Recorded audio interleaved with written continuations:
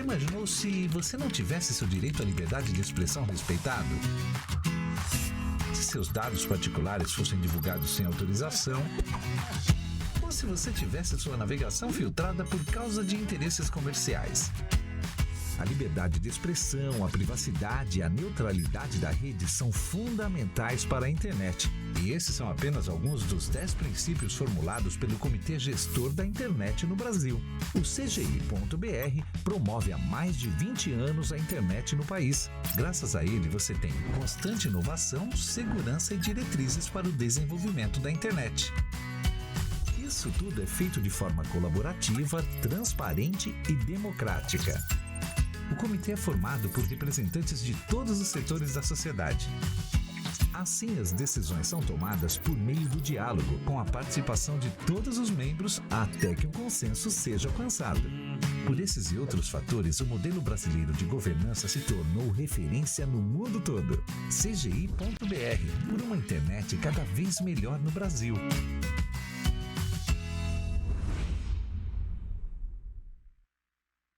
Quando você registra um domínio .br, você está contribuindo para a melhoria da internet no Brasil. Pois cada domínio que usa o .br é registrado pelo NIC.br, o Núcleo de Informação e Coordenação do .br, que além de registros de nomes de domínios, investe em análise e tratamento de incidentes de segurança, projetos de tecnologias de redes e operações, pesquisas que trazem indicadores sobre o uso das tecnologias da informação e comunicação, implementação de pontos de troca de tráfego local na internet, projetos que contribuem no desenvolvimento global da web e muito mais. Tudo isso porque o NIC.br é uma entidade civil de direito privado e sem fins lucrativos, que mantém uma estrutura de registro de domínio segura, estável e de confiança, e reverte parte do que você paga pelo seu domínio no desenvolvimento de infraestrutura, trazendo benefícios para todos que usam a internet no Brasil. Toda essa inovação, tecnologia de ponta, segurança e infraestrutura só é possível porque você tem um domínio .br. NIC.br. Bom dia! Aê, bom dia! Valeu, valeu. Escuta, nós estamos muito felizes de começar esse dia de celebração dos 10 anos do seu app. É um dia que é um marco para a gente, porque 10 anos a gente já pode dizer que nós temos uma história para contar, e a ideia de hoje é contar um pouco dessa história, né? Vocês que chegaram mais cedo, né, vocês já tiveram a oportunidade de ver a nossa exposição lá fora. Se vocês ainda não transitaram por ela, né, a gente convida vocês a passarem por cada ilha que nós montamos com muito carinho, e cada ilha fala muito de nós. Fala da web, mas fala muito de nós. Até porque falar do seu web é também falar muito sobre o que nós acreditamos com relação à web. Nós sempre pleiteamos, nós sempre defendemos que a web deve ser aberta, universal e acessível. Isso é parte da nossa história. E o que está na exposição é muito o reflexo, a partir dos nossos projetos, do como nós entendemos e visualizamos essa web aberta, acessível e universal. Portanto, a gente convida vocês para visitar essa exposição. E como não podia deixar de ser, para dar as boas-vindas a todos vocês, a nossa alegria de estar com vocês aqui hoje, o seu web, como sempre, procura oferecer algo de útil para a comunidade, né, que trabalha com a web. E nós vamos começar com workshops, né? O workshop, a oficina, né, ela traz um conteúdo que vocês vão poder levar com vocês, vai ser útil para o seu dia a dia. Nós vamos começar com um workshop de acessibilidade, depois temos um workshop de inteligência artificial, né, e nessa manhã a gente dedicou a entrega para vocês de 2, né, produtos, que são 2 oficinas que a gente reputou bastante interessante.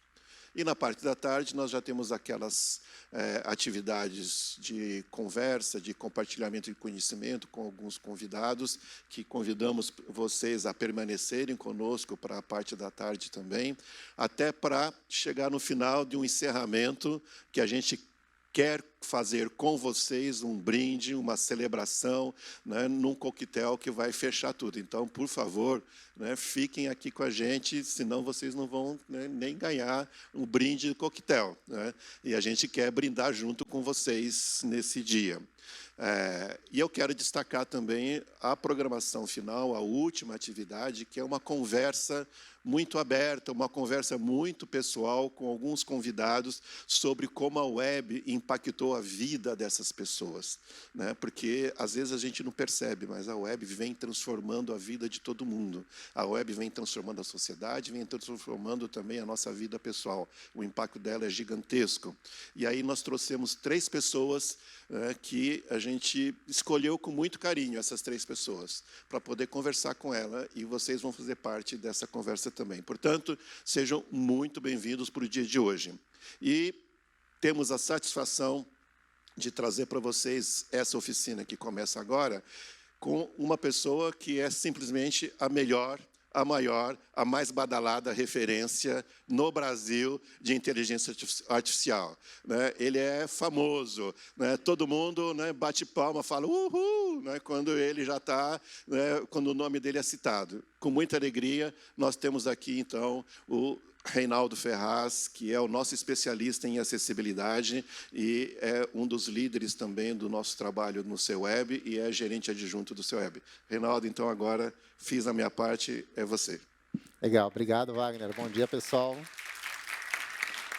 Obrigado. Então, só para ajustar uma coisinha, Wagner, é a acessibilidade. O especialista em IA é o Diogo lá, viu? A referência em IA é o Diogo, tá? Vai chegar, mas é bom que já vai preparando o pessoal para isso. Bom dia, pessoal. É um prazer poder estar aqui e apresentar um pouco mais dessa norma para vocês. Eu acho que é a primeira vez que a gente está mostrando um pouco mais em detalhes o resultado dessa norma, né? Então, essa norma foi feita com um grupo enorme de pessoas, mais de 150, 180 pessoas que participaram da construção dessa norma. Alguns deles aqui estão por aqui, então, se vocês tiverem dúvida, pode caçar ali o Yannick, a Suzeli, a Cláudia, tem uma turma aí que são grandes especialistas que participaram da construção dessa norma. Bom, deixa eu começar aqui rapidinho, que eu tenho algumas coisas para falar. Bom, só para falar do nosso lado institucional, né? Eu represento aqui o W3C Chapter São Paulo e o CEWeb BR. Então, o W3C, ele até vem antes, né, do CEWeb, né? Então, a gente começou atividades aqui no W3C Brasil, depois virou Chapter São Paulo, já em 2008, 2009. E aí tivemos conferência WebBR, uma série de atividades, mas acessibilidade sempre foi uma das preocupações dessa área. Então, é muito bom a gente poder ter essa representação importante. E o CEWeb, que é o Centro de Estudos sobre Tecnologias Web, que atua fazendo estudos e experimentos sobre tecnologias web. E eu acho que eu só queria relembrar que isso são 2 iniciativas do NIC-BR e do Comitê Gestor da Internet. Eu acho que é importante ressaltar isso, o apoio que o NIC-BR e o Comitê Gestor da Internet têm, não só com o CEWeb, né, mas iniciativas todas em benefício da web, em favor da web. E aí, antes de começar a falar aqui sobre a norma de acessibilidade, eu queria trazer uma notícia importante, que foi publicada hoje, a tradução autorizada do WCAG 2.2. Para quem acompanha esses projetos de acessibilidade, sabem que essas diretrizes, o WCAG é o documento principal, que é onde a gente se baseou para construir essa norma, né? É o documento principal que a gente utiliza as diretrizes para acessibilidade na web. Então, esse também foi um trabalho longo, também acho que ele aconteceu em paralelo com a norma da BNT. Vários participantes da norma e até outros parceiros também participaram da revisão, tradução desse documento. E esse documento também ele foi traduzido e revisado com muito cuidado. Ele tem a mesma preocupação que os especialistas tiveram na construção dessa norma da ABNT. Cuidado com termos, cuidado com definições específicas. Então, esse daqui é mais uma vitória para a acessibilidade na web do Brasil. Agora, a gente tem uma norma da ABNT que se referencia a um documento internacional, e esse documento internacional ele tem tradução autorizada para português do Brasil. Bom, hoje eu vou falar... Hoje eu vou falar sobre a norma da ABNT, né? Então eu vou entrar em detalhes um pouco mais a fundo sobre o que foi apresentado lá no lançamento da norma, no dia 11 de março. Então, esse é um QR Code para ter acesso à norma. A norma da ABNT, normalmente as normas da ABNT são pagas, mas existe uma parceria com a ABNT e o Ministério Público que, a partir de um determinado link, você tem acesso a todos os documentos de acessibilidade. Então, a partir desse link, vocês conseguem ter acesso a todas as normas da ABNT de acessibilidade, inclusive essa de acessibilidade na web e a de acessibilidade para dispositivos móveis também. Opa. Bom, aqui é só para trazer um contexto sobre essa norma. Então, essa norma ela traz orientações, requisitos de acessibilidade para websites, para conteúdo publicado na web. E ela foi desenvolvida a partir dessas novas diretrizes de acessibilidade, o WCAG 2.2, que é a orientação mais recente de acessibilidade na web. Aqui é só para trazer um histórico atualizado, né? Eu apresentei isso também lá no lançamento da norma, mas acho que é importante a gente ver o quanto tempo que a gente está trabalhando nisso. Em abril de 2020, a gente começou a comissão de estudos que atua com acessibilidade, e aí, 2 anos depois, um pouco mais de 2 anos, teve a publicação da primeira norma, a norma para acessibilidade em aplicativos, para dispositivos móveis. E aí, em abril de 2023, a gente começou o trabalho com essa norma de acessibilidade. Existia uma demanda muito grande, a sociedade, não só a sociedade civil, mas entes públicos também tinham interesse em ter uma norma técnica brasileira sobre acessibilidade. E tinha toda uma discussão, por que a gente vai criar uma norma brasileira se a gente já tem as diretrizes internacionais, qual é a necessidade de fazer isso? Então, foi uma discussão muito longa para a gente poder criar uma norma técnica que ela pudesse cobrir as diretrizes internacionais e que a gente não criasse nada novo, criasse uma jabuticaba que qualquer empresa que viesse atuar no Brasil tivesse que cumprir um requisito específico de acessibilidade. Então, foi um trabalho de quase 2 anos, e aí, em março, agora, ela foi publicada a norma de acessibilidade na web. E aqui também, só para reforçar como que ela foi construída, que eu acho que é importante a gente tratar, o WCAG, gente, eu vou falar aqui alguns termos técnicos. Essa vai ser uma oficina com um pouco mais técnica, então eu vou trazer alguns exemplos e vou abordar questões um pouco mais técnicas que eu fui para ir além do que foi apresentado no lançamento da norma.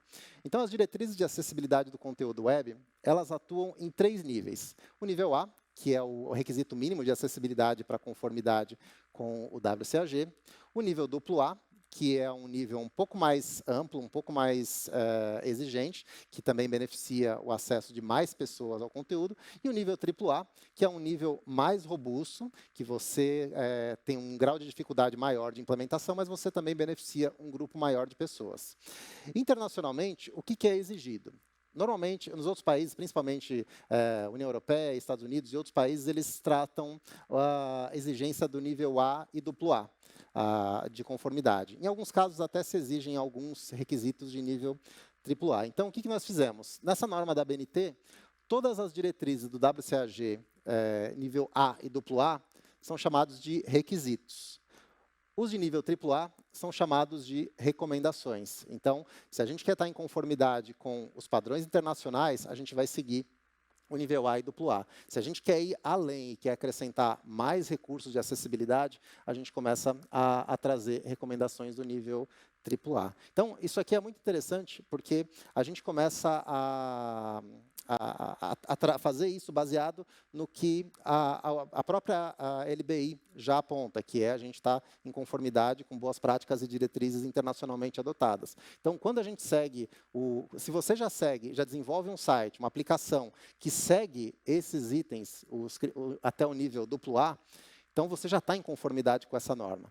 Talvez você tenha coisas que você encontra na norma e fala, olha, isso aqui, talvez, isso foi uma coisa que eu não tinha percebido, que está relacionado também aos critérios de acessibilidade, mas você está em conformidade com a norma se você se você já segue os padrões do WCAG. Na norma, ele só está escrito de uma forma de mais fácil compreensão. A gente separou alguns documentos, a gente chegou até a navegar dentro dos documentos de apoio do W3C, né, o understanding, né, o compreendendo as diretrizes, para poder pegar alguns trechos para facilitar até para quem vai fazer a conformidade com essa norma. E aí tem algumas coisas interessantes que são os tipos de conformidade que essa norma tem. A gente tem a conformidade regular, que é quando você atinge todos os itens marcados como requisito. Então, todos os requisitos eles estão marcados como nível A e AA. Então, quando você atinge, você contempla todos eles, você está em conformidade com a regular. Para ter a conformidade plena, além dos requisitos, você também tem que cumprir as recomendações. Mas é importante, se não for possível cobrir alguma recomendação, que tenha uma justificativa para isso. Em algum documento, você possa colocar essa informação. E o que eu acho interessante, legal trazer, é que algumas recomendações, elas atendem, elas são tão robustas que, quando você cumpre uma recomendação, automaticamente você já cumpre um determinado requisito. E é isso que eu vou apresentar aqui para vocês. Vocês vão ver que eu vou listar todos os itens de cada uma das orientações, e elas vão estar marcadas com um asterisco. Eu vou explicando o que elas se referem.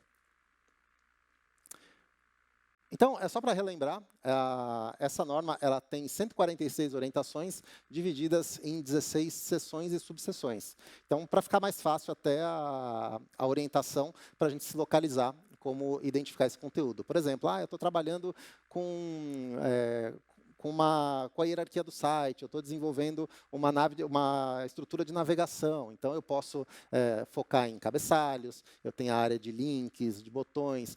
Eu sou da parte de design, então eu vou ali na parte de apresentação, uso de cores. Pessoal de conteúdo também, a gente tem uma área separada especificamente falando sobre conteúdo textual. Então, é legal porque fica mais fácil para a gente poder localizar cada um desses conteúdos. E aí, só para mostrar como elas estão na norma, né, eu não vou ficar exibindo aqui na tela toda a norma, né, eu separei ela de uma forma mais simples, e a ideia é trazer alguns exemplos também de código, assim, até alguns exemplos na tela de como vocês podem solucionar. Então, basicamente, como ela funciona? Cada uma das orientações ela tem um nome e um número, né? E aí, do lado dela, ela tem a classificação, se ela é uma recomendação ou se ela é um requisito. Depois, a gente tem a descrição. Essa daqui está baseada no de prevenção ao erro. E ela tem um nível de conformidade baseado no WCAG 2.2. Então, fica fácil até da gente poder comparar como a gente está cumprindo. E nesse caso, esse é um exemplo que eu quis trazer aqui, que nesse caso ele tem uma nota que, se a gente cumprir essa recomendação, a 591, né, que é de prevenção de erro, a gente cumpre também a 5912, que é a de prevenção de erros de formulários críticos. Para quem conhece o WCAG, vai lembrar que existem duas classificações de prevenção a erros. A prevenção de erros de formulários críticos no WCAG, ela fala que se você tem um formulário que vai causar, por exemplo, perda de dados, ou então se você tem questões jurídicas ou dados bancários, você tem que ter uma forma de reverter o processo, cancelar, fazer alguma coisa que você pare essa submissão. E é uma conformidade nível AA. No critério 336, que é um nível AAA, ele fala, olha, todos os formulários que enviam dados têm uma forma de submissão. Poxa, se eu tenho uma aplicação que, sei lá, é um post de blog, por exemplo, que eu estou digitando e, de repente, eu tenho uma forma de poder rever, de corrigir. Por que eu não posso ter isso também? Por que eu não posso garantir que a pessoa que está publicando um post no blog, ela também possa ter um controle de prevenção de erro, dela evitar que ela publique algo errado? Só para quem tem perdas financeiras, questões jurídicas? Não, seria legal que todo mundo tivesse. Então, dessa forma, a gente estimula que as pessoas possam utilizar essas recomendações para poder cumprir, além da questão exigida no nível de requisito, ela possa cumprir também o que vai além dessa recomendação. Bom, e aí a gente vai começar aqui a falar da norma, né? Espero que todo mundo tenha tomado café, está todo mundo bem animado aí, porque a gente tem 1 hora aí para a gente poder falar sobre diretrizes de acessibilidade e ouvir sobre uma norma da BNT. Então, quinta-feira, 9 horas da manhã, eu espero que vocês tenham tomado um belo café. Deixa eu pedir agora, só para separar, colocar aqui em 2 telas, porque agora eu vou apresentar alguns slides e na outra tela eu vou apresentar alguns exemplos de computador. Então, a seção 5, ela fala sobre interação por teclado. Então, a gente tem que garantir que todo o conteúdo esteja disponível, que a gente consiga acessar esse conteúdo por uma interface por teclado, que ele seja acessível por teclado. Mas por que teclado? Se a gente está falando de 2025, todo mundo só usa celular, né? Para que ninguém está usando o computador. Mas o acesso por teclado permite que você navegue e você cheque a acessibilidade de elementos interativos, como botões, links, campos de formulário. Então, quando a gente garante que essa acessibilidade por teclado, a gente garante que uma pessoa que está navegando com leitor de tela, ela vai conseguir, por toques, também ter acesso a esse conteúdo. Então, é muito importante a gente garantir esse acesso por teclado. Então, eu vou passar principalmente pelos requisitos, né, porque a gente tem agora 1 hora para a gente poder falar sobre esses itens. Então, eu vou passar principalmente pelos requisitos. Primeiro ponto é indicador de foco visível. O que diz esse critério? Que o foco do meu teclado ele tem que estar visível para os usuários. É muito comum a gente navegar, você vai navegando por toques no teclado, e aí você não sabe, você se perde com o foco, você não sabe onde está focado. O ideal é que tenha alguma forma visual de identificar esse recurso. Por exemplo, aqui no site do seu web, conforme eu vou navegando por teclado, ele vai ficando com uma bordinha preta em volta, né? Então, eu consigo perceber aonde está a minha navegação. Então, isso aqui é interessante porque a gente começa a perceber aonde está esse foco, né? Um outro critério, agora a gente já chega no primeiro critério, que a gente tem uma recomendação, que se a gente cumprir, a gente trata de um requisito, que é o de elemento em foco totalmente visível, que se a gente cumpre com elemento em foco parcialmente visível. O que diz esse elemento, esse critério? Ele diz que se eu tenho um elemento que recebe foco, ele não pode ser escondido por alguma outra coisa, ele tem que estar visível para o usuário. Na documentação do W3C, o que ele diz? Que se você recebe foco, ele pode estar parcialmente visível, talvez com alguma coisinha em cima, uma parte dele em cima desse objeto que recebe foco. Quando você fala do totalmente visível, significa que aquele objeto que recebe foco, ele vai continuar visível quando alguma coisa aparecer na tela. Então, por exemplo, você passa o mouse em alguma coisa, você pode sobrepor um pouco para contemplar o requisito de parcialmente visível. Só que quando você passa o mouse e você não cobre nada dele, você já cobre o requisito de totalmente visível. Aqui eu tenho um exemplo aqui, ele não é necessariamente um foco, mas eu consigo mostrar mais ou menos como é que ele funciona. Tem um botãozinho aqui que, quando eu pressiono, ele mostra um tooltip que aparece na tela. Então, dessa forma, eu estou deixando esse conteúdo que recebeu foco visível para que os usuários consigam perceber esse conteúdo. Outra coisa que é importante... Ops, não precisa colocar na tela inteira, não. Pode deixar do lado de lá que eu vou passando rapidinho de um para o outro. Outra coisa que é interessante é essa questão de ordem de foco previsível, né? Tem que ser, os elementos que recebem foco, eles têm que ter uma ordem fácil, lógica e intuitiva, né? Então, é um exemplo aqui, acho que até do próprio site do seu web, né? Que conforme eu vou navegando com o teclado, eu consigo perceber que a navegação ela vai seguindo uma sequência lógica. Ela passou pelo topo, ela passou pelo menu superior e vai chegando nas notícias no meio da tela. Então, eu tenho uma sequência lógica de foco de navegação. O outro requisito que eu queria comentar é sobre esse de armadilha de foco, né? Que é o que a gente chama de keyboard trap, né? É alguma situação que, quando você está navegando com o teclado, você começa a navegar e, de repente, você não consegue sair de lá. Você tenta sair com Tab, Shift Tab, e aí você só consegue sair recarregando a página. Eu tenho aqui um exemplo. Não, esse daqui era o exemplo de ordem lógica de navegação, principalmente para campos de formulário, né? Então, é importante a gente ter campos de formulário que a gente siga uma ordem... Opa, peraí, deixa eu chegar lá. Uma ordem sequencial de navegação. Então, eu vou seguindo essa ordem de navegação a partir dos campos de formulário. Esse keyboard trap... Opa, peraí, deixa eu tentar sair. Aí tem que sair do campo para poder dar o Ctrl Tab. Opa. Isso. O Keyboard Trap, ele é o que a gente chama dessa armadilha de teclado. Isso é muito comum acontecer em páginas que usam algum JavaScript que você precisa carregar e recarregar alguma outra coisa. Quando acontecer alguma ação, ele recarrega outra ação. Dependendo da forma que você desenvolve isso, você pode travar o usuário, a navegação do usuário, ele não consegue preencher aquele campo. Então, esse daqui é um exemplo, só para ilustrar um pouco como é que ele funciona. Eu consigo navegar por teclado, eu vou indo com o Tab, só que aqui eu tenho um link que eu travo, eu não consigo sair dele. Eu só conseguiria sair dele utilizando o mouse ou recarregando a página. E o que é mais comum acontecer, que é em campos de formulário, ele está bem lá embaixo, deixa eu dar um Ctrl mais aqui para ficar mais fácil de ver. Olha, ele travou que nem meu teclado, nem meu Ctrl mais funciona.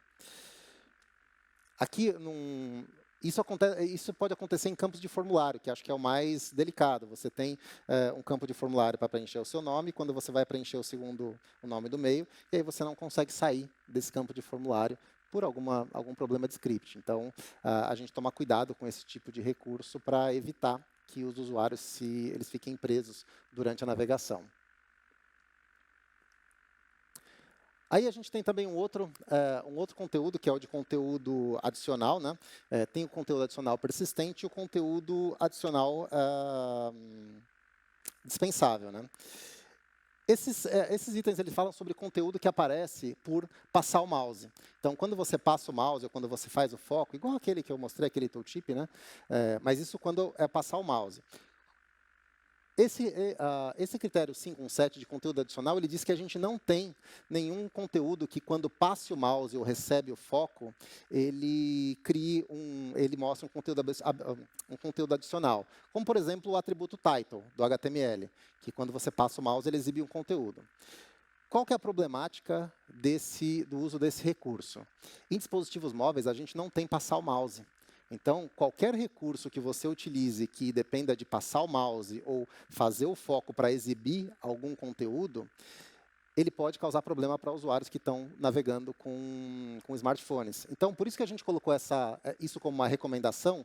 Por quê? Para você evitar esse tipo de coisa. Agora, se você tiver que usar, eu preciso porque eu tenho um conteúdo que ele tem que funcionar como passar o mouse, aí você tem que seguir os requisitos, né? Que é um requisito que, quando o usuário passar o mouse, ele tem que conseguir tirar, ele pode ter um dispositivo para conseguir habilitar e desabilitar, ou então aquele conteúdo está disponível de uma outra forma que o usuário consiga acessar.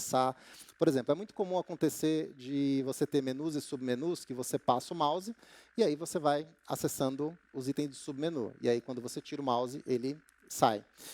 Quando você está no dispositivo móvel, você não tem esse recurso. Então, o que as pessoas fazem? Colocam o link direto naquele botão para ir para um menu, para uma área principal. Então, isso já possibilita que você não precise ter acesso àquele submenu. Então, isso é uma forma da gente conseguir evitar que algumas pessoas não consigam acessar esse conteúdo. Principalmente esses conteúdos esses do atributo title, ou então esses submenus. Se você tem um conteúdo importante, pode ser que muitos usuários não consigam ter acesso a ele. Acho que eu tenho aqui um exemplo dele aqui, deixa eu ver. Isso daqui, esse aqui é um bom exemplo dele. É um exemplo de uma página com um link, que quando você passa o mouse, ele exibe um conteúdo, e ele tem uma informação relacionada a isso, e quando você tira o mouse, essa informação desaparece. Então, se alguém abrir essa página no seu celular, você não vai ter acesso a essa informação que eu acabei de passar o mouse. Aqui tem algumas interessantes, né? Uma é a questão de atalhos de teclado. Tem uma orientação do W3C que diz que você tem que ter cuidado com alguns atalhos de teclado que você cria, principalmente atalho com tecla modificadora, né? Que são, por exemplo, você criar um atalho para ir para Home, que você vai usar o Ctrl H para voltar para a página inicial. Então, essa recomendação de atalhos para o teclado é que a gente não tenha esse tipo de atalho de teclado na página. Então, ela é uma recomendação. Agora, a orientação que o W3C dá é que, se você tiver esse tipo de recurso, você tem que ter o usuário tem que ter uma possibilidade de modificar, de cancelar, fazer uma série de coisas para poder utilizar isso. Por que isso daqui é importante? Quando você acrescenta atalhos de teclado na sua aplicação, por exemplo, eu vou botar um Ctrl H para voltar para a página inicial. Isso pode conflitar com atalhos, principalmente dos leitores de tela. Os navegadores já têm alguns atalhos. Por exemplo, se você colocar um atalho de Ctrl P no seu site, você vai ver todo mundo gastando um monte de papel imprimindo o seu site. Então, tem que tomar cuidado com esse tipo de aplicação para que a gente não crie esse tipo de barreira, principalmente para quem está navegando com um leitor de tela. E outra é a questão de acessibilidade por teclado. A gente tem um requisito de acessibilidade por teclado parcial e uma recomendação de acessibilidade por teclado total. O que é essa recomendação de acessibilidade por teclado? É garantir que todos os elementos interativos, todo o conteúdo interativo, ele esteja disponível também para o acesso por teclado. Então, botões, links, campos de formulário. O que o W3C ele orienta quando ele fala de parcial? Que em alguns casos que você não consiga fazer essa utilização por teclado, você pode fazer. Por exemplo, uma aplicação de desenho. Você vai criar uma aplicação que você pode desenhar na tela. Então, você precisa do mouse para poder fazer aquele movimento. Então, nesse caso, a gente tem essa possibilidade de você estar em conformidade só com o teclado parcial. Agora, para uma aplicação, sei lá, um site de banco, um site de notícias, um site que você vai acessar informações importantes, o ideal é estar em conformidade com a acessibilidade por teclado total, que todos os elementos interativos eles sejam acessíveis, eles estejam disponíveis pelo acesso por teclado. Deixa eu ver se eu tenho outro exemplo aqui. Não, esse aqui já é de imagens, então já vamos para lá.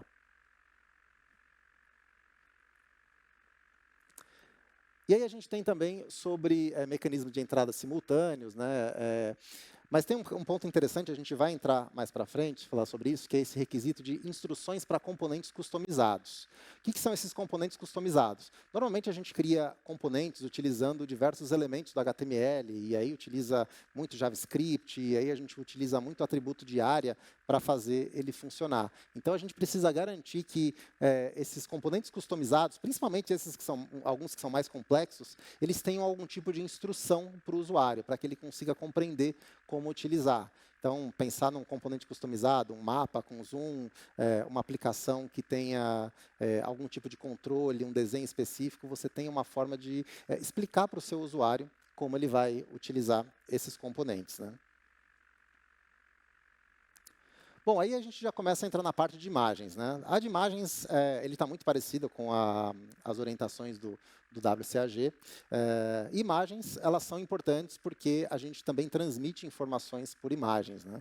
As informações na tela, elas são... Quando a gente enxerga um conteúdo na tela, a imagem, normalmente, ela serve como um complemento daquele conteúdo. Então, existem uma série de orientações para a gente garantir que as imagens também sejam acessíveis dentro da web. Então, imagens, elas servem não só para a gente poder transmitir um conteúdo, por exemplo, de uma foto, uma imagem de uma ilustração de uma notícia, mas também como um rótulo de um botão. A gente pode ter imagens que servem como um mapa de imagem, que a gente, por exemplo, vai criar um mapa do Brasil todo interativo. A gente precisa ter uma descrição, porque pessoas que utilizam leitores de tela podem não conseguir enxergar aquele conteúdo, ela precisa da informação que tem por trás. Então, basicamente, o que a gente tem são as orientações para a gente garantir acessibilidade por meio de texto alternativo e outros recursos. Então, para imagens de conteúdo, né, que são imagens que fazem parte do contexto, então, uma foto em um site de notícias, uma galeria de fotos que você está apresentando uma exposição, tudo isso é importante para a gente ter um texto alternativo nessas imagens que descreva essas imagens, né? A gente também tem um requisito para imagens funcionais, ou seja, botões, imagens que são links para poder executar alguma ação, elas também precisam ter uma descrição. Esse requisito de texto alternativo para imagens decorativas, ele fala sobre formas de você não descrever para o usuário imagens decorativas, porque se ela é decorativa, você não precisa apresentar isso para o seu usuário. Então, se você tem uma imagem, por exemplo, de como que eu poderia dizer? Uma borda arredondada que você está usando uma imagem para um determinado conteúdo. Você não precisa descrever ali, conteúdo com borda arredondada, pipipi, papapá. Não. Isso você faz de uma forma que você consiga ignorar esse conteúdo por tecnologia assistiva, né? Para a descrição de imagens complexas, o ideal é que a gente tenha um texto alternativo e essa descrição complexa ela pode estar em outro lugar, talvez próxima da imagem ou talvez num link para uma próxima página, mas ela tem que estar disponível para que os usuários possam compreender. O que seriam essas imagens complexas? Seriam imagens de gráficos, infográficos, né? Coisas que têm muita informação para ser transmitida. Então, a gente pode fazer isso também.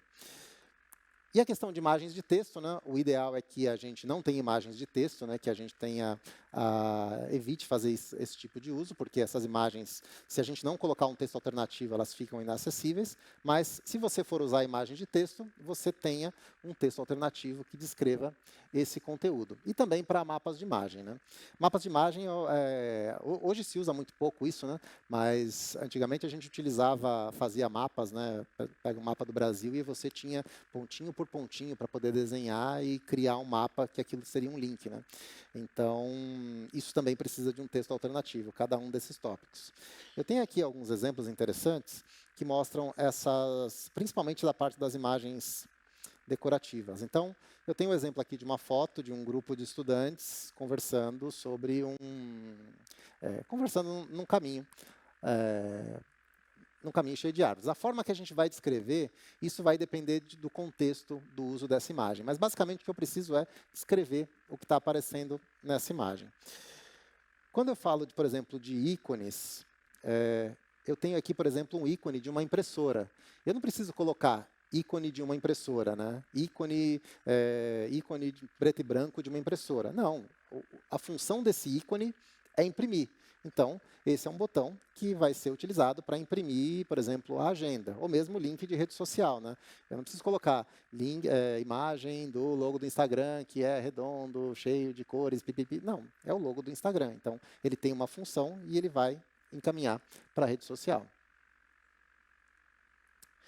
Aí depois a gente já entra na parte de cabeçalhos, que a gente já começa a entrar numa parte estrutural das páginas, né? Então, os cabeçalhos, eles são extremamente importantes para a acessibilidade, porque eles são recursos utilizados principalmente para navegação por tecnologia assistiva. Então, quando você tem uma estrutura de cabeçalhos adequada, você permite que, por simples atalhos de teclado, os usuários com deficiência consigam acessar esses conteúdos. Não sei se vocês sabem, mas com o leitor de tela de computador, se você pressionar as teclas de 1 a 6, o leitor de tela ele vai passando pelos níveis de cabeçalho. Então, imagina, olha, minha página é estruturada de uma forma que tem o logo como um cabeçalho de nível 1, o título das notícias de nível 2 e os detalhes das notícias em nível 3. Então, uma pessoa que já conhece seu site, ela já chega e já vai direto pressionando a tecla 2 para ver as notícias que estão aparecendo. Então, é legal você garantir esse tipo de acessibilidade, porque você permite que as pessoas consigam navegar e saltar conteúdos de forma mais simples. Então, por exemplo, uma coisa importante é semântica de cabeçalho. É muito comum a gente ver em páginas. Ontem eu estava conversando com alguns alunos e foi até curioso, eles falaram que tem gente que está ensinando algumas práticas que eles chamavam de boas, mas não tem nada de boa, que é você não usar cabeçalhos mais em páginas, você simplesmente colocar textos grandes, você usar parágrafos. Eu não sei de onde tiraram isso, mas tem gente ensinando que você não precisa mais usar cabeçalhos. Na verdade, essa semântica de cabeçalho é importantíssima, porque a gente tem que usar os elementos adequados para cabeçalhos, para que essa navegação por tecnologia assistiva ela consiga perceber esses cabeçalhos, né? E aí a gente fala sobre o uso de cabeçalhos, né, para identificar seções de conteúdo. O ideal é que a gente possa utilizar esses cabeçalhos de forma adequada para fazer essa separação do conteúdo. A gente tem aqui duas recomendações que são importantes, né, de você ter um cabeçalho principal, e essa foi uma discussão bem interessante que falava sobre a quantidade de cabeçalhos de nível 1, porque é possível você colocar mais de um cabeçalho de nível 1 nas páginas, mas para acessibilidade isso acaba sendo delicado, porque você interfere na estrutura de navegação. Então, por isso tem uma recomendação, que é você ter só um cabeçalho de nível 1 na página. Mas se eu precisar ter mais de um, você vai estar cumprindo com os requisitos, mas você não está cumprindo com as recomendações, com a conformidade completa da norma. E a estrutura de cabeçalhos, né? A gente seguiu uma estrutura hierárquica, né? A gente tem uma hierarquia de cabeçalhos relacionada com o conteúdo. Então, você ter cabeçalhos de nível 1 para agrupar um conteúdo principal, e depois você ter as subseções por esses itens. Eu vou trazer aqui um exemplo. Eu gosto de trazer o site do Nick aqui, porque o site do Nick ele é bem legal nesse aspecto. Deixa eu só tirar da tela cheia, porque eu preciso de um plugin aqui para mostrar. Eu tenho um plugin aqui que mostra a hierarquia de cabeçalhos dele. Então, eu acho bem interessante, porque olha só como ele vai mostrando, principalmente a parte de notícias. Então, a gente tem o cabeçalho de nível 1, está bem pequenininho ali, mas eu vou falando o que tem aqui. A gente tem o logo do Nick como cabeçalho de nível 1, depois a gente tem o nível 2, a parte de notícias, e depois o nível 3, as notícias que estão dentro desse cabeçalho. Então, é uma estrutura que é bem adequada para a gente poder perceber a hierarquia entre essas informações. Então, eu tenho o site do Nick, eu tenho a área de notícias e eu tenho o título das notícias. Então, se eu pressionar a tecla 3 aqui no meu leitor de tela, ele vai passar por todas essas notícias para que eu consiga acessar de forma mais simples. Bom, aí a gente tem a parte de regiões, né? Regiões são as áreas, né, dos sites, né? Deixa eu só tirar daqui para botar no F11 de novo, para ficar mais fácil para poder enxergar aqui. A gente tem a parte das regiões, né? O que são essas regiões? São as áreas para organizar a estrutura do site. Então, essas regiões elas precisam estar semanticamente marcadas para que a tecnologia assistiva ela consiga detectar esse conteúdo e ela consiga apresentar essas informações para o usuário de forma adequada. Então, quando a gente fala de regiões, a gente fala principalmente do uso da semântica, ou seja, a gente definir claramente essas regiões, né? Por exemplo, região de cabeçalho, a região de conteúdo, região de navegação, né? E fazer uso desses elementos semânticos, né? Usar os elementos do nav, section, article, footer, para a gente poder apresentar esses conteúdos. Uma coisa que é interessante, e isso eu tenho percebido muito por aí, essa questão de regiões identificadas unicamente é muito importante, porque tem algumas áreas do site que você precisa que elas sejam únicas, né? Por exemplo, você tem um cabeçalho do site, então você só tem um elemento header na página. Ah, mas eu tenho que colocar um outro tipo de cabeçalho. Existem outras formas que você pode identificar outras áreas do site, utilizando alguns atributos de área para fazer isso. Mas o ideal é que você tenha regiões identificadas unicamente, utilizando identificadores únicos e utilizando atributos de área, mas, de preferência, utilizando a semântica do HTML5. Essas regiões, elas são as regiões básicas do HTML, né? Então, header, footer, navigation. Aqui dentro do site do W3C tem uma série de informações sobre a implementação delas e onde elas ficam. Então, o rodapé é a parte do footer, né, onde você tem informações relacionadas a contato, copyright, privacidade. Então, o ideal é utilizar os elementos semânticos do HTML. Antigamente, como a gente fazia isso? Div. Era div em tudo, né? Colocava div no header, rodapé, tudo. Então, com o tempo, a gente foi dando mais significado para esse conteúdo. Então, o HTML5 ele surge para ajudar a gente a trazer mais significado para esse conteúdo. Bom, ainda na parte de semântica, né, ele entra na questão de listas, né? Listas elas servem para a gente poder apresentar um conteúdo agrupado, né? Então, listas hoje são bastante utilizadas quando a gente vai desenvolver menus de navegação, né? Então, as listas elas ficam dentro dos elementos de navegação e aí dentro da lista a gente consegue identificar cada uma delas. Então, também, basicamente, a gente tem requisitos de lista que é para a gente utilizar a semântica de listas e fazer uso de listas quando a gente tiver um agrupamento de conteúdo similar. Então, normalmente, quando a gente faz esse uso de lista, a navegação por tecnologia assistiva, ela informa o usuário que essas listas elas estão disponíveis e a quantidade de itens que você tem. Então, quando você acessa um conteúdo em lista, por exemplo, você chega num menu e você faz o foco com o leitor de tela no primeiro item, ele vai ler lista com 5 itens, ou então lista item 1 de 5 itens, depende da forma de visualização. Então, o usuário ele já sabe quantos itens de menu ele tem por ali, porque ele tem essa informação de lista, né? E essa informação de lista, normalmente você tem ela separada em listas ordenadas e desordenadas, e tem outros tipos de listas também, dependendo da forma como você vai fazer. Então, normalmente você usa listas desordenadas para fazer menu, né? Desordenadas porque elas só são as bolinhas, né? Você não tem os números do lado. E listas ordenadas que você pode colocar, por exemplo, itens de sumário, glossário, você pode fazer uso desse tipo de listas também. Tabelas também é a mesma coisa. Tabelas também são itens importantes da web. Já foram mais utilizados, principalmente para poder colocar conteúdo, né, para a gente desenvolver layouts utilizando tabelas. Hoje em dia, ainda bem que a gente já não utiliza mais esse tipo de recurso, mas já foi muito utilizado. E hoje, tabelas a gente usa para apresentar dados tabulares. Então, é muito importante a gente considerar que o uso de tabelas, primeiro, ela tem que ter uma semântica de tabela, ou seja, se a gente vai criar uma tabela com dados tabulares, ela tem que utilizar os elementos adequados para as tabelas. Bom, a gente faz uso de tabelas para os elementos adequados para dados tabulares.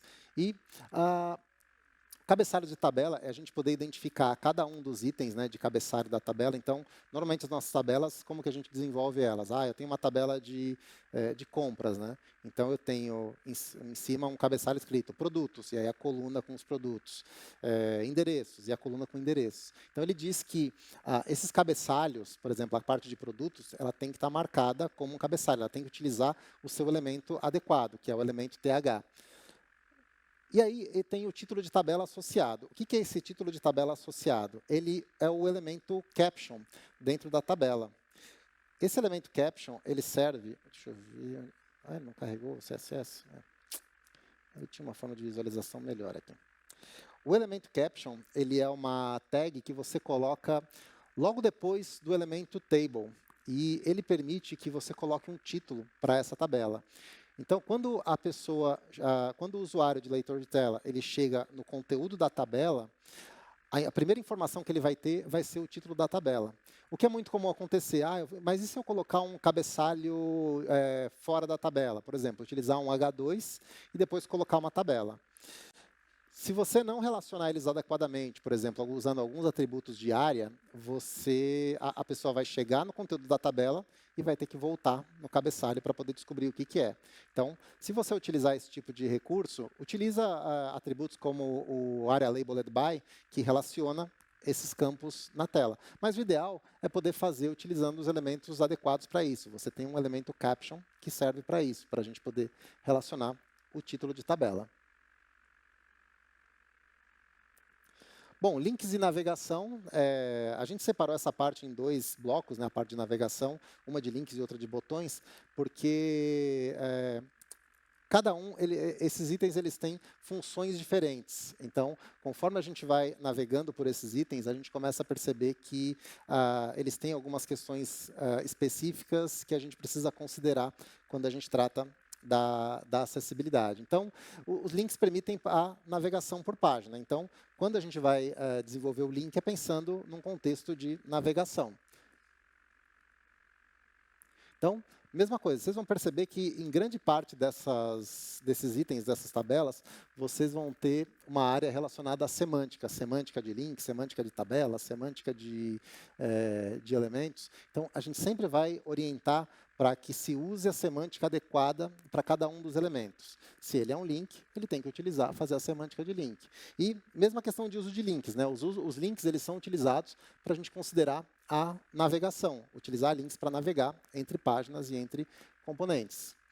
E aí a gente entra numa outra recomendação que, se eu cumprir, eu cumpro o requisito seguinte, que é o propósito de link sem contexto e o propósito de link no contexto. O que significa cada um deles? Propósito de link sem contexto significa que eu posso criar um tipo de link que saiba mais, por exemplo, só que eu tenho que fazer a relação dele adequada com o meu conteúdo. Então, eu tenho um título, novidades sobre acessibilidade no Brasil. Aí você tem um bloco de texto e aí você tem um link. Se você colocar esse saiba mais e relacionar com esse texto, beleza, você cumpre esse requisito.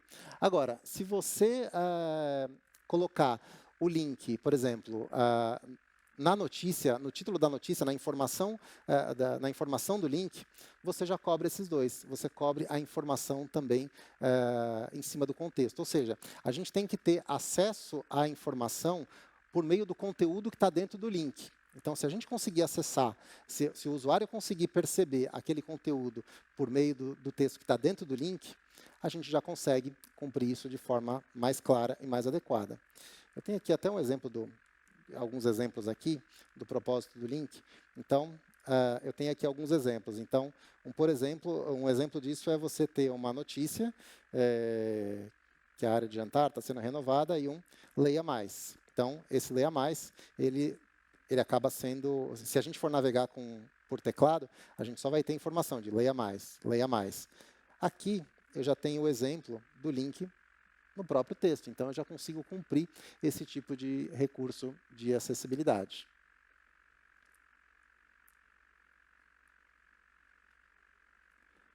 Bom, aí tem outros também itens relacionados à navegação. Um deles é a gente ter links para contornar blocos de conteúdo em conjunto de páginas. O que isso significa? Que, imagina que eu tenho várias páginas, diversas páginas iguais, e que são a mesma estrutura, menu de navegação, topo, conteúdo no meio. Se eu tenho esse conteúdo, eu tenho um link no topo da página que permite que o usuário possa contornar, esse conteúdo repetido. Então, isso permite que os usuários consigam localizar esse conteúdo na página de forma mais simples. Isso já teve longas discussões, né? Porque é um recurso muito simples, usuários mais avançados, eles usam atalhos de teclado, eles usam leitores de tela, mas é um recurso que, tecnicamente, ele é extremamente simples de se fazer. É um link que a gente coloca no topo da página, eu não sei nem se consome quantos kilobytes ele consome de cada página, mas é um recurso que é muito simples e ele pode ser útil principalmente para pessoas que estão começando a se familiarizar com a navegação, ou então pessoas que perderam a visão há pouco tempo e ainda estão aprendendo a navegar nas páginas. Alternativas para localização, ou seja, permitir que os usuários consigam perceber e localizar determinados conteúdos, por exemplo, um campo de busca, uma forma de você localizar conteúdos nas páginas, né?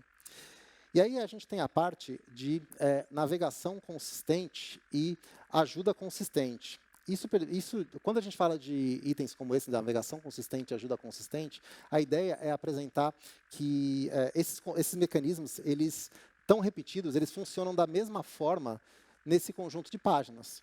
Então, quando eu tenho uma navegação consistente, significa que as páginas que são iguais, elas funcionam da mesma forma nesse conjunto de páginas. Ou mesmo a questão da ajuda. Ajuda consistente significa que eu tenho aquele botãozinho de contato, aquele botãozinho de conversar com o atendente, sempre na mesma posição, para facilitar que o usuário consiga localizar esse determinado conteúdo. Bom, e aí botões e controles, né? Na verdade, quando a gente já fala de botões, ele pode ser algumas coisas são até parecidas com a parte de links, mas quando a gente tem uso de botões, a ideia é que os botões eles sejam utilizados para acionar alguma funcionalidade. A navegação a gente faz uso por links e os botões a gente faz para acionamento de conteúdo. Então, como eles são elementos interativos, eles são extremamente importantes para a acessibilidade. Então, a gente precisa garantir que eles sejam acessíveis. Mesma coisa, a questão de semântica de botão, ou seja, utilizar os elementos adequados semânticos para botões, né? E quando a gente trata aqui a semântica de botão, a gente sempre recomenda fazer uso dos elementos semânticos, né, do HTML, ele permite que a gente use esses botões, mas se não for possível, dá para a gente fazer a semântica deles por meio de atributos de área. Mas a gente sempre recomenda que a gente tente utilizar o máximo possível os elementos semânticos do HTML. Mesma coisa, uso de botões e propósito de botões, né? A parte de propósito de botão, além da gente utilizar no uso de botões, né, a gente usar botões para poder acionar conteúdos e componentes, o propósito de botão ele diz que a gente precisa ter um texto que identifique aquele botão. Então, se eu tenho um botão para enviar um formulário, enviar algum campo, esse botão ele tem que estar rotulado de uma forma que as tecnologias assistivas consigam perceber esse conteúdo sendo apresentado, né? Mesma coisa a questão de identificação consistente em um conjunto de páginas. Esses componentes que são operados por meio de botões, né? Então, da mesma forma que a gente falou de navegação e de ajuda, esses botões, esses componentes, se eles aparecem em várias páginas, eles têm que estar posicionados no mesmo lugar para facilitar a compreensão dos usuários. Então, por exemplo, um botão, um sistema de newsletter que você tem lá no rodapé da sua página. Então, em todas as páginas você tem um botãozinho, o formulário e o botãozinho da newsletter. Então, o ideal é que ele apareça sempre na mesma posição, não que na outra página ele vai aparecer no topo. Isso pode dificultar e confundir as pessoas ao acessar esses conteúdos. Aqui a gente também tem dois itens, já uma recomendação e um requisito, que fala sobre a área de operação, a área de acionamento de botões.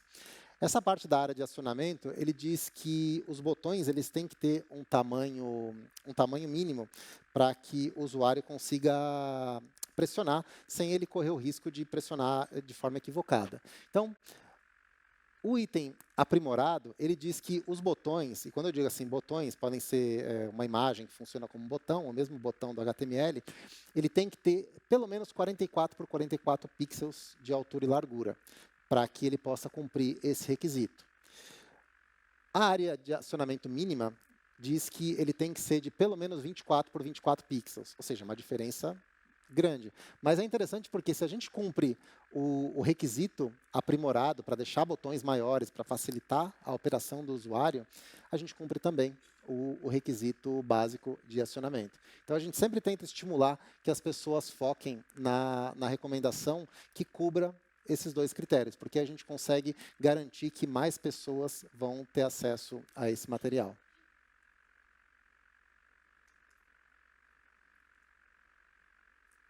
Bom, aqui a gente tem também alguns exemplos da questão de mudança de contexto previsível no foco. Quando a gente fala de mudança de contexto, significa que alguma coisa vai acontecer, por exemplo, vai entrar numa outra página, vai abrir um modal que ocupa uma boa parte da tela, ou seja, vai mudar aquela informação original daquela página. Então, quando a gente fala de mudança de contexto previsível, a gente fala que essa mudança de contexto ela só deve acontecer quando o usuário solicitar essa mudança, ou seja, quando ele clicar, quando ele acionar. A mudança de contexto nunca acontece quando você faz um foco, quando você passa o mouse nesses componentes. Isso acontece para evitar casos de acionamento por engano, né? Então, imagina uma pessoa navegando por teclado, vai navegando pelo menu e, de repente, cada item de menu vai abrindo um modal e vai exibindo esse conteúdo na tela. Isso pode ser difícil para algumas pessoas com deficiência para poder navegar. Mesma coisa, mudança de contexto e entrada, ele está relacionado principalmente com entrada de dados, né? Quando você seleciona informações, então, você ter, por exemplo, um select de um formulário, quando você seleciona um campo, ele não faz uma mudança de contexto grande, ele não vai abrir um pop-up, ele não vai abrir algo que dificulte o processo. Acionamento por ponteiro único, está muito relacionado ali com gesto de movimento de arrastar, ele toca muito em aspectos de funcionalidade que a gente tem que arrastar ou interfaces touch, né? Então, quando a gente fala de ponteiro único, a gente permitir que o usuário ele não precise necessariamente fazer caminhos para poder desenhar alguma coisa. Então, imagina que você tem alguma coisa que você tem que arrastar e soltar de um lado para o outro, né? Você tem um drag and drop de itens que você vai levar de um lado para o outro. Então, você pode manter o drag and drop, mas permitir também que o usuário possa selecionar por teclado e fazer essa mudança por ponteiro único ou por toque. Então, ele não precisa necessariamente arrastar.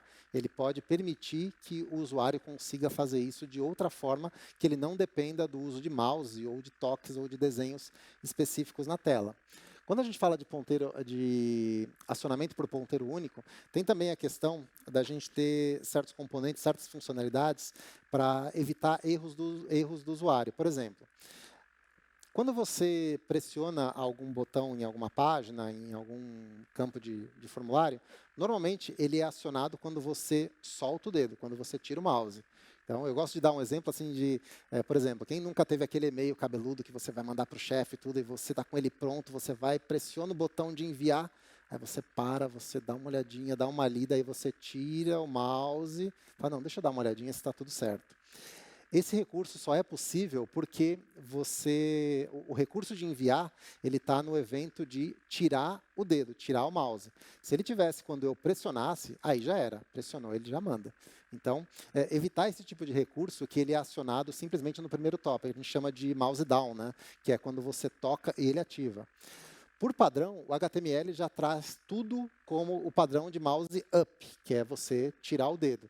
Mas é muito comum a gente fazer mudança, principalmente para jogos, né, para certas atividades, a gente acaba fazendo uso de outros recursos.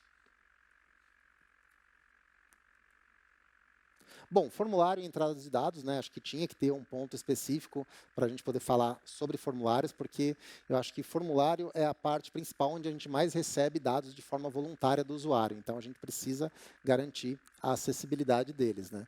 Então, quando a gente trata de formulários, a gente tem que considerar que ele tem que ter um rótulo nesse campo. Então, se eu tenho um campo de formulário, eu tenho que ter... Ops, espera aí. Ah, não. É outro. Se eu tenho um campo de formulário, ele tem que ter um rótulo. Ah, meu Deus, só tem um monte de exemplo aqui. Que era esse aqui para saltar conteúdo, né? Eu tenho um exemplo aqui de um site que quando você seleciona, você tem um link para você saltar o conteúdo. Isso, agora vamos chegar na parte de formulários. Deixa eu deixar aqui pronto que eu já vou apresentando. Então, o rótulo ele é importante para ele estar próximo do campo, para o usuário saber o que ele precisa preencher. Então, primeiro, o campo de formulário tem que ter um rótulo. Depois, o rótulo ele tem que ser previsível, ele tem que estar num local que o usuário consiga perceber esse campo de formulário, ele tem que saber onde ele está, tem que estar próximo desse campo. E esse campo ele tem que estar associado e tem que ser descritivo. Então, ou seja, tudo isso daqui a gente já costuma fazer relacionando com o elemento label, colocando os nomes adequados, deixando os campos próximos ao campo de formulário. Mas é sempre bom lembrar, né? E textos de ajudas previsíveis, né? A gente sempre dá textos de ajuda que os usuários consigam compreender, que sejam fáceis para o usuário utilizar. E também a gente poder relacionar campos quando você tem agrupamentos. Então, você tem campos de formulários mais longos, você poder permitir que esses conteúdos eles estejam relacionados, que você consiga perceber essa relação entre eles. Mesma coisa para a mensagem de erro, né? A gente simplesmente dá uma mensagem de erro do tipo, formulário preenchido, cheque os campos de formulário. Não, o ideal é que a gente dê uma mensagem de erro que seja descritiva para o usuário. E a mesma coisa a gente poder sugerir para ele como corrigir esse erro. Então, por exemplo, verifique o campo de CPF, verifique, não utilize pontos ou traços no preenchimento do CPF. Né? Tudo isso para facilitar que o usuário consiga perceber. Ali aquela recomendação de prevenção ao erro foi aquilo que eu falei logo no começo, né? Então, garantir que todos os formulários que submetam dados, o usuário ele possa rever o conteúdo que vai ser exibido. O requisito é só para formulários críticos, né? Que envolvam questões jurídicas e bancárias, né? Tem o requisito de reentrada de dados, né? Que o usuário, se ele precisar colocar dados novamente num formulário de várias etapas, que ele possa selecionar esses dados previamente.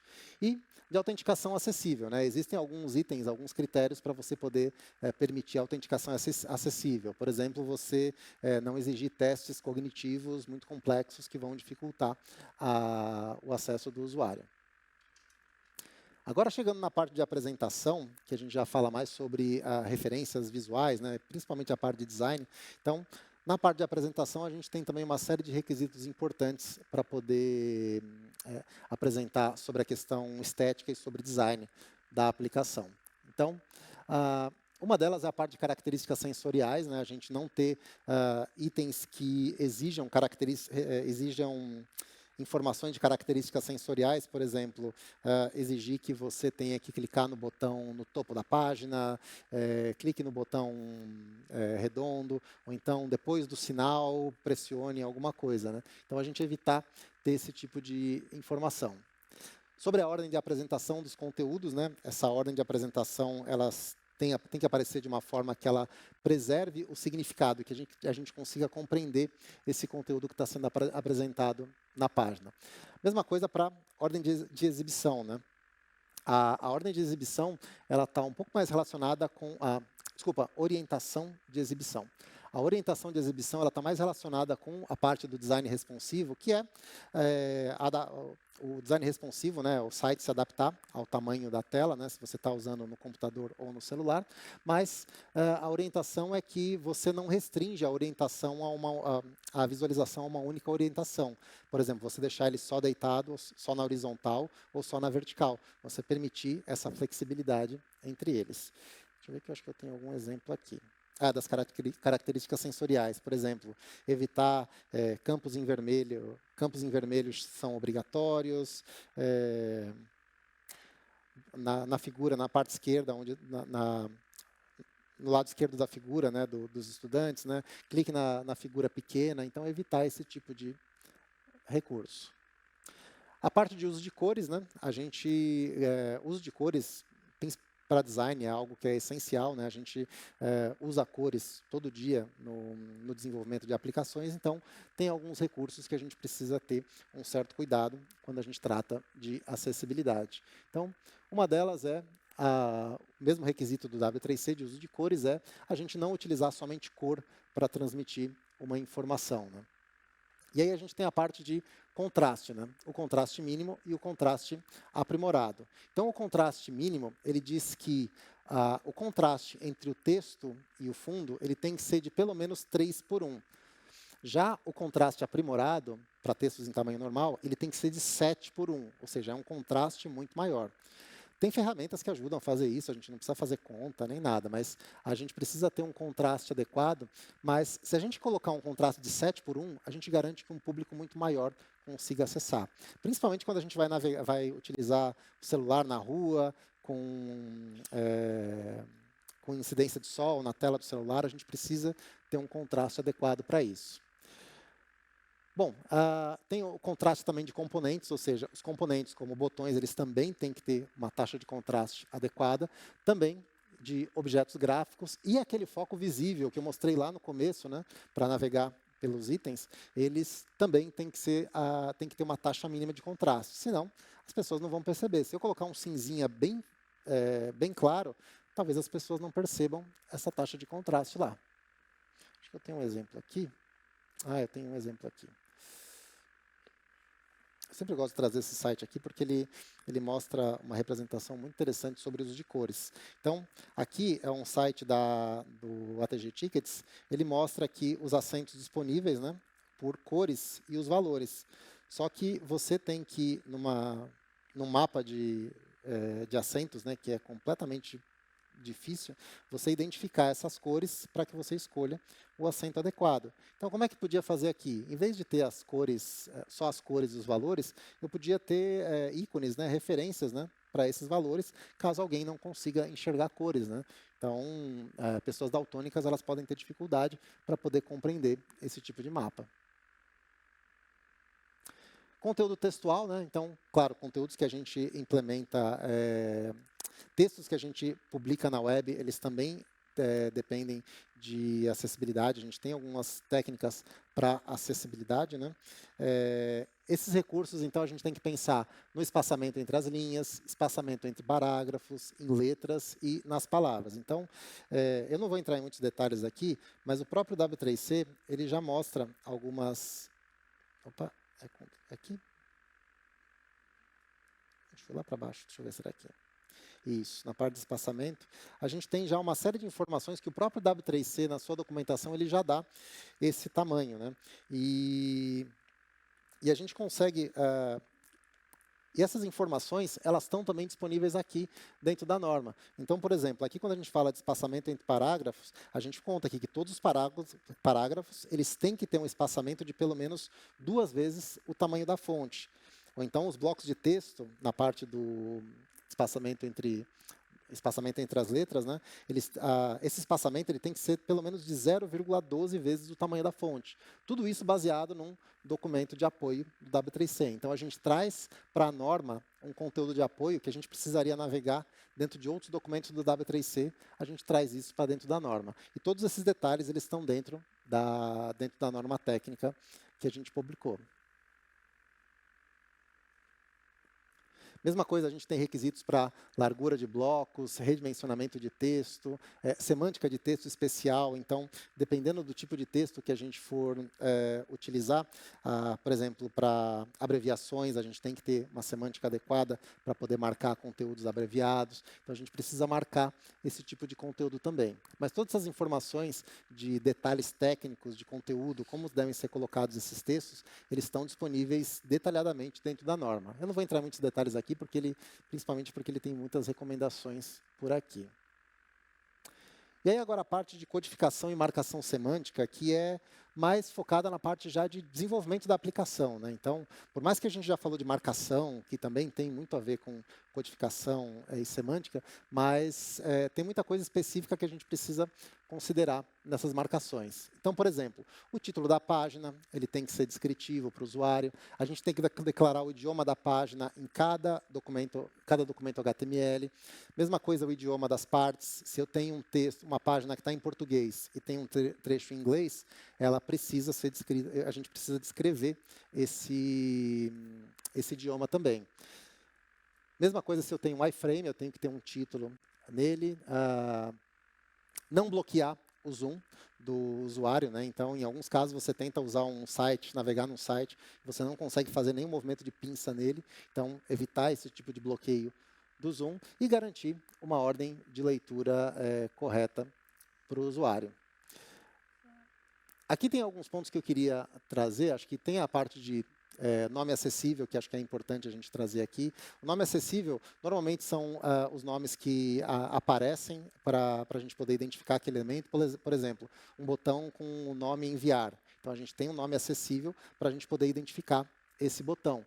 Mas, às vezes, você tem lugares que você não consegue visualizar o nome acessível, e aí você utiliza atributos de área para isso. Mas eu queria chegar principalmente na parte de componentes, né? Que os componentes eles têm que ter um nome acessível, né? Eles têm que ser fáceis de identificar e a gente saber o que são esses componentes.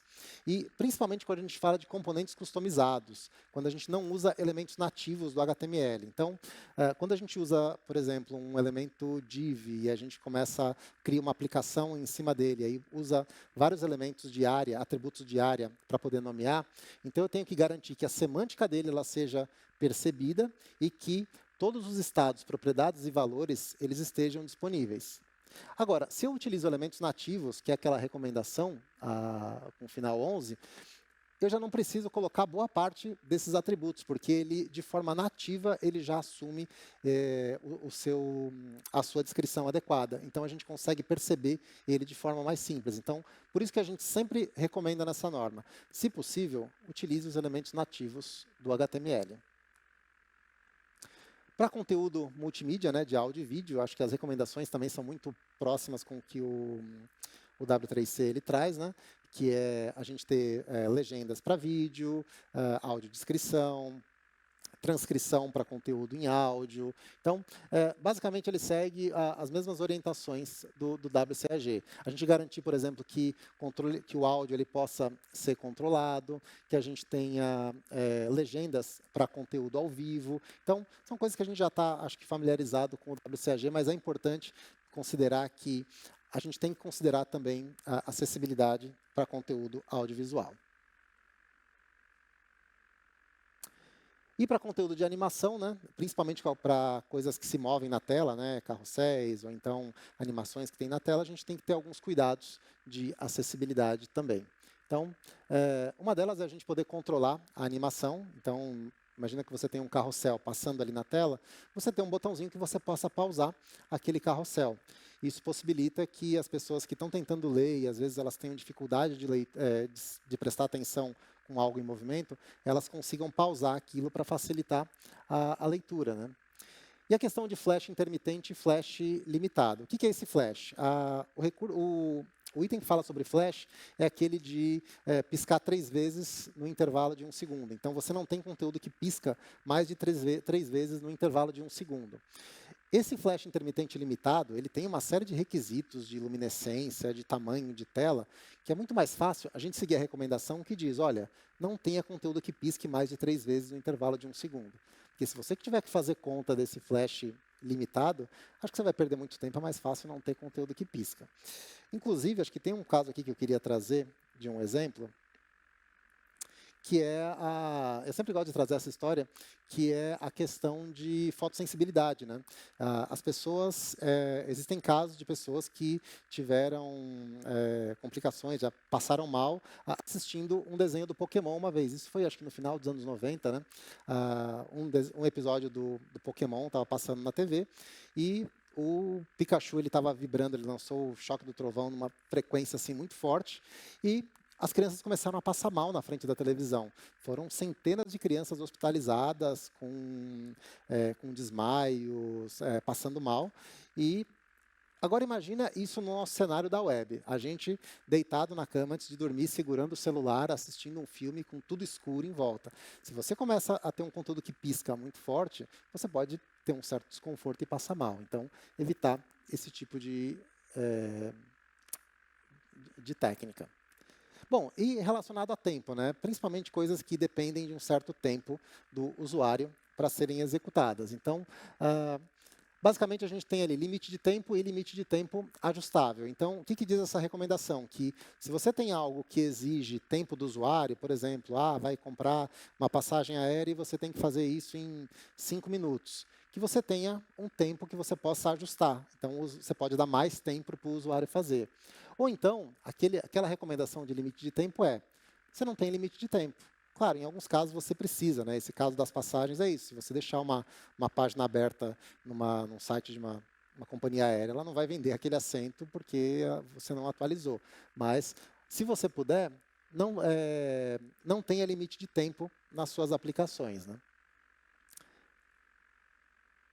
E aí, gente, eu queria, só antes de encerrar, eu queria passar, porque a gente tem mais 10 minutinhos aqui, no máximo, para falar sobre esses itens problemáticos de acessibilidade. Lá no lançamento da norma, eu falei rapidamente sobre eles, mas eu queria detalhar eles um pouco mais sobre a questão de itens problemáticos.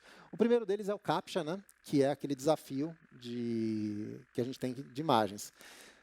É bom a gente falar de acessibilidade de CAPTCHA e trazer uma imagem dessa para ver se vocês conseguem identificar o que é um muffin e o que é um cachorrinho ali, né? Então, a gente percebe que fica difícil até para quem enxerga diferenciar isso daqui. Então, o que a norma diz sobre o CAPTCHA? Ela fala que o CAPTCHA tem sérios problemas de acessibilidade, mas o ideal é que você possa criar uma outra modalidade de CAPTCHA que não dependa de mais de um sentido do usuário. Então, por exemplo, um CAPTCHA de áudio. Só que você tem que garantir que aquele áudio que sai daquele CAPTCHA, ele é também compreensível, né? Acho que pode voltar a tela inteira dos slides, eu não vou mais usar a tela ali, daí sai o Pikachu dali, aí fica mais fácil para a gente perceber. Bom, reconhecimento facial e biometria. Quando a gente foi desenvolver essa norma, uma das questões que as pessoas ficaram muito preocupadas era essa questão de reconhecimento facial, né, a biometria hoje, que muitas empresas estão usando para identificação, mas o problema é que as informações que aparecem na tela para os usuários, em alguns casos, elas não são acessíveis pelos leitores de tela. Então, imagina uma pessoa que não enxerga, ela está com um leitor de tela, e aí ela tem que colocar o celular na frente dela e ele fala, aproxime do rosto. Só que essa informação, ela não passa para o áudio. Então, a pessoa não sabe o que ela tem que fazer. Então, acaba virando um problema de acessibilidade. E eu encontrei uma série de reclamações no Reclame Aqui sobre problemas de biometria para poder criar contas, né? Conteúdo exibido por foco do teclado ou posicionamento do cursor, né? A gente já desestimulou nessa norma, né, bastante a gente não ter esse tipo de conteúdo, mas esse tipo de conteúdo ainda existe, ainda tem coisas que são utilizadas, mas sempre evitar fazer esse uso, porque principalmente usuários de dispositivos móveis não vão conseguir utilizar esses recursos com passar o mouse ou coisas que abrem só com o foco. Conteúdo inserido por CSS, principalmente aquelas pseudoclasses, né, de before e after, a gente evitar inserir texto dentro dela. Não estou dizendo para a gente não utilizar colchete, aspas, ou ícones, ou elementos, mas evitar acrescentar textos, porque por mais que hoje as tecnologias assistivas elas já conseguem perceber esse conteúdo de forma mais simples, fazer isso com JavaScript, com ARIA, a gente garante uma acessibilidade maior. A gente permite que a gente diminui a possibilidade de incompatibilidade com as tecnologias assistivas, né? Conteúdo de terceiros, né? Então, é muito comum a gente publicar uma página e colocar um vídeo no YouTube, né? Pegar um vídeo do YouTube de um canal que a gente gosta e colocar na nossa página, mas verificar se esse conteúdo de terceiros ele é acessível, se ele tem legendas, se o material que você está trazendo ele também vai contemplar acessibilidade. E se não contemplar, avisar o usuário que esse conteúdo pode não ser acessível.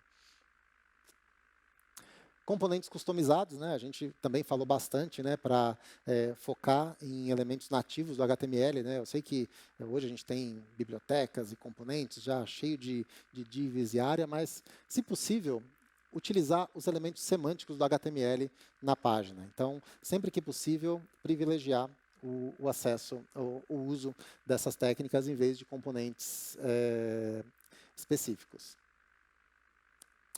Arquivos acessíveis, né? Então, não só de HTML vive a web, né? A gente sabe que tem diversos links que vão para documentos em vários formatos, então também garantir que esses documentos eles sejam acessíveis. Né? Já me questionaram, pô, mas a norma da ABNT ela não vai cobrir documentos também?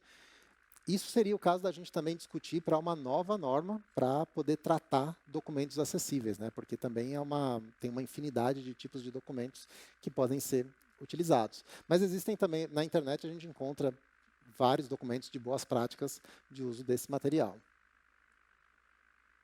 Tabelas para layout, né? Então, lembrar, tabelas são para dados tabulares. Então, sempre que a gente utilizar tabelas, utilizar para dados tabulares, seguindo o que a norma orienta e não utilizar tabelas para layout. Se você utilizar tabelas para posicionar conteúdo na tela, tirar a semântica toda dela.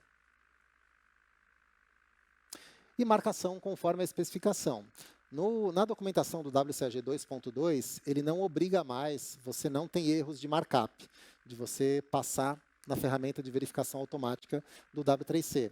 Mas é uma boa prática fazer isso, porque essa ferramenta ela já consegue detectar alguns erros que podem causar barreiras de acessibilidade. Então, mesmo que essa recomendação ela tenha caído, a gente sempre recomenda fazer uso desse recurso.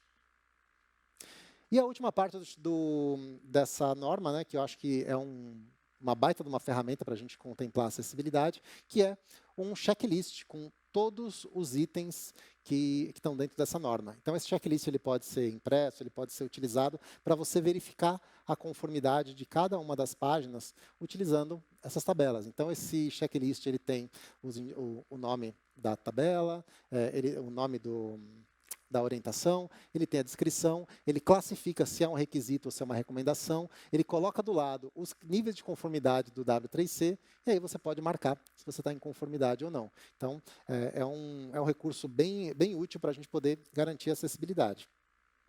E reforço aqui, esse checklist foi todo baseado nas mais recentes diretrizes de acessibilidade do W3C.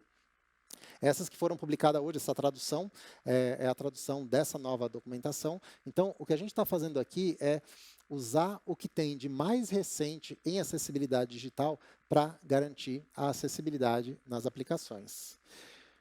Bom, gente, eu queria agradecer, então. Se alguém tiver alguma dúvida, meus contatos eles estão aqui, é Reinaldo@nic ou Reinaldo Ferraz aí na internet. E eu também estou à disposição. Ó, eu cumpri o meu horário direitinho, eu não sei se vai ter tempo para pergunta ou se a gente conversa lá fora. Muito obrigado. Obrigado.